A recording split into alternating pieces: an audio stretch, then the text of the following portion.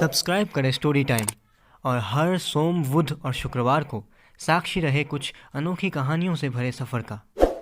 Bell icon दबाना ना भूलें।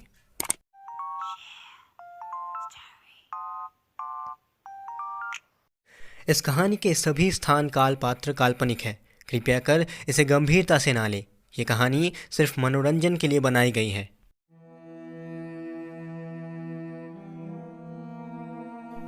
भूत प्रेत की कहानियां पढ़ने और सुनने में तो बहुत रोमांचक लगता है, लेकिन जाहिर सी बात है कि जब आपका सामना ऐसी किसी ताकत से हो जाएगा तो आपका रोमांच वही दम तोड़ देगा। वैसे तो कहने को ऐसी बहुत सी जगहें हैं जहां ये माना जाता है कि वहां आत्माओं का वास है, और लोगों के मुताबिक पूरे इंडिया में जितने सारे हॉन्टेड प्लेसेस हैं उन सब में से पहले नंबर पे है राजस्थान का भानगढ़ किला। पूरे देश में इस किले को लेकर कई डरावनी कहानियां प्रचलित हैं। यूं तो भानगढ़ को अभी एक हॉन्टेड टूरिस्ट स्पॉट बना दिया गया है और दुनिया भर से बहुत सारे टूरिस्ट इस हॉन्टेड किले को देखने आते हैं। इस किले के मेन गेट पर 2 गार्ड्स हमेशा खड़े हुए होते हैं और दिन में उस गेट से किले के सिर्फ 500 मीटर अंदर तक ही जाने दिया जाता है। पर रात को गेट पर खड़े वो गार्ड किसी भी इंसान को किले के आसपास भी नहीं भटकने देते, और यहाँ के राज्य सरकार द्वारा भानगढ़ किले के चारों तरफ और बाहर चेतावनी के तौर पर एक बोर्ड लगाया हुआ है जिस पे साफ साफ लिखा है कि सूर्य उदय होने से पहले और सूर्यास्त के बाद कोई भी इस किले में नहीं रुकेगा और ना ही उस किले के आसपास आएगा। पर आखिर क्या है इस भूतिया भानगढ़ किले का राज? कहते हैं कि कई साल पहले इस किले में राजकुमारी रत्नावती रहा करती थी, जिसकी खूबसूरती की चर्चा दूर दूर तक की जाती थी।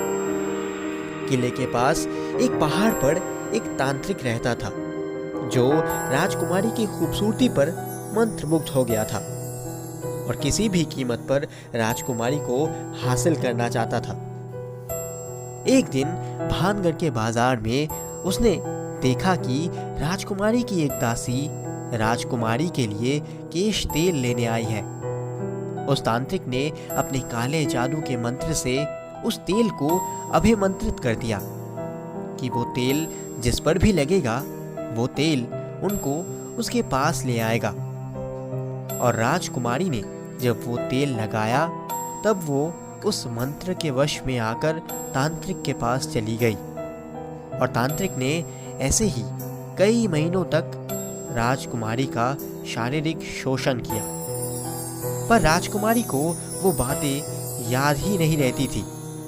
पर एक दिन जब राजकुमारी ने उस तेल को ध्यान से देखा तो वो समझ गई कि ये तेल उस तांत्रिक द्वारा अभिमंत्रित है।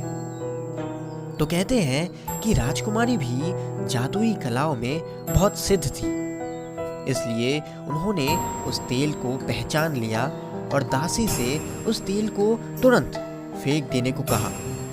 दासी ने उस तेल को एक चट्टान के ऊपर फेंक दिया। कहते हैं वो अभिमंत्रित तेल ने चट्टान को उड़ाकर उस तांत्रिक की ओर रवाना कर दिया। उस तांत्रिक ने दूर से जब उस चट्टान को देखा तो उसने अनुमान लगाया कि शायद राजकुमारी उस चट्टान के ऊपर बैठकर उसके पास आ रही है, इसलिए उसने अभिमंत्रित तेल को आदेश दिया कि वो चट्टान राजकुमारी को तांत्रिक के छाती पर उतारे।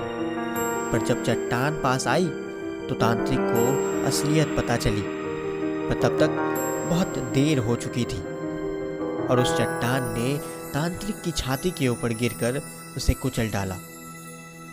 अपनी आखिरी सांसें लेते हुए उसने पूरे भानगढ़ को एक श्राप दिया कि इस भानगढ़ किले में जो भी रुकेगा वो मारा जाएगा, पर उसकी आत्मा को कभी मुक्ति नहीं मिलेगी।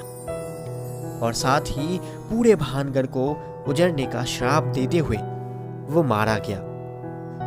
और उसके बाद से भानगढ़ धीरे धीरे उजड़ता गया।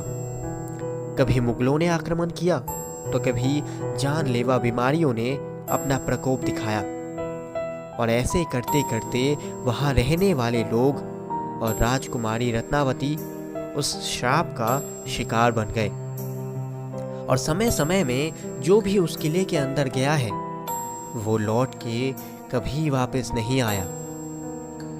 और वहां के लोगों का कहना है कि रात को उस किले में से उन मरे हुए लोगों की चीखें सुनाई देती है। तो क्या लगता है आपको, भानगढ़ की इस कहानी में आखिर कितनी सच्चाई है? कमेंट्स में हमें ज़रूर बताइएगा। और क्या आप कभी भानगढ़ किला घूमने गए हैं? अगर हाँ, तो आपने वहाँ क्या महसूस किया? कमेंट्स में हमारे साथ शेयर कर सकते हैं। अगर ये कहानी आपको पसंद आई तो इसे लाइक और शेयर ज़रूर करें। और हाँ, सब्सक्राइब करके बेल आइकन दबाना ना भूलें। मैं फिर लौटूंगा एक और अनोखी कहानी के साथ। तब तक के लिए सुनते रहिए story time. Keep listening, keep learning.